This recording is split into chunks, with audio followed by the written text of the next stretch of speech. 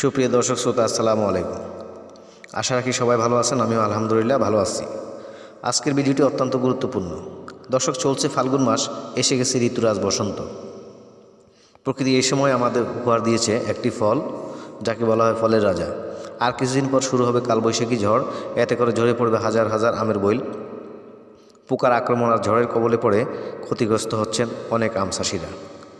বন্ধুরা, আপনারা নিশ্চিত ধারণা করতে পেরেছেন যে আমি আজ আমের মুকুলের যত্ন ও মুকুল ঝরে যাওয়ার কারণ নিয়ে আলোচনা করব। তাহলে কথা না বাড়িয়ে শুরু করি। প্রিয় দর্শক, মাঘ মাসে আম গাছে মুকুল আসতে শুরু করে। আমের ভালো ফলনের জন্য মুকুলের যত্ন নিতে হবে। সময় মতো যত্নের অভাবে এবং পোকা ও রোগের আক্রমণের কারণে আমের মুকুল ও গুটি ঝরে যায়। এরকম পরিস্থিতি সৃষ্টি হলে অনেকেই বুঝতে পারেন না যে কী করবেন।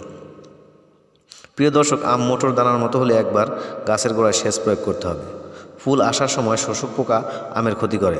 এরা কচি ডগা ও মুকুল থেকে রস শুষে খায়, ফলে মুকুল শুকিয়ে ঝরে যায় এবং মুকুলে কালো ছত্রাকের জন্ম দেয়।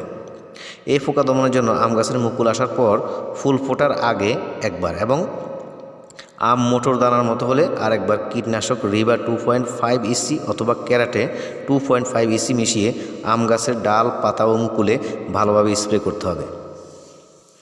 আমের ফল ছিদ্রকারী পোকার কীড়া শ্বাস খেয়ে আমের ক্ষতি করে। এই পোকা দমনের জন্য আমের গুটি মার্বেল আকার ধারণ করলে প্রতি লিটার পানিতে 2 মিলি ফলিথিয়ন 50 ইসি মিশিয়ে 15 দিন পর অন্তত 2 বার স্প্রে করতে হবে। দর্শক, অ্যানথ্রাকনোজ রোগের কারণে আম গাছের মুকুল ঝরে যেতে পারে।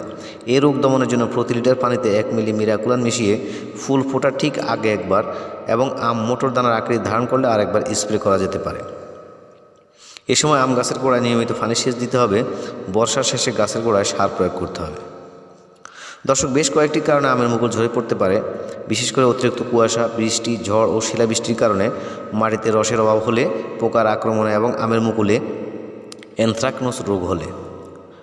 দর্শক, আমের মুকুল ঝরে পড়া রোধ করতে হলে আম বাগান পরিষ্কার, আগাছা মুক্ত ও খোলা অবস্থায় রাখতে হয়। মরা, রোগাক্রান্ত ডালপালা ও পাতা ছেঁটে ফেলতে হবে। গাছের গোড়ায় পর্যাপ্ত পরিমাণ পানি দিতে হবে। পোকা দমনের জন্য স্প্রে করতে হবে। ছত্রাক রোধ করতে হলে সালফার জাতীয় কীটনাশক স্প্রে করতে হয়।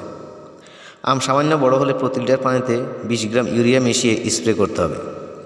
একটু যত্নশীল হলে দেশের চাহিদা পূরণের পাশাপাশি বৈদেশিক রপ্তানির মাধ্যমেও আম থেকে অনেক বড় অর্থনৈতিক সুফল পাওয়ার সম্ভাবনা রয়েছে।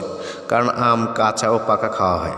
পাকলে যেমন সুস্বাদু, তেমনি কাঁচা অবস্থায় টক রান্না, আচার, মোরব্বা, আমসত্ত্ব ইত্যাদি নানা উপাদেয় খাদ্য আম দিয়ে তৈরি করা হয়। দর্শক বন্ধুগণ, তাহলে আজ এই পর্যন্তই। আশা করি ভিডিও তথ্যসমূহ আপনাদের উপকারে আসবে। সেই কামনায় আজকের মতো এখানেই বিদায় নিচ্ছি। ভালো থাকবেন। আল্লাহ হাফেজ।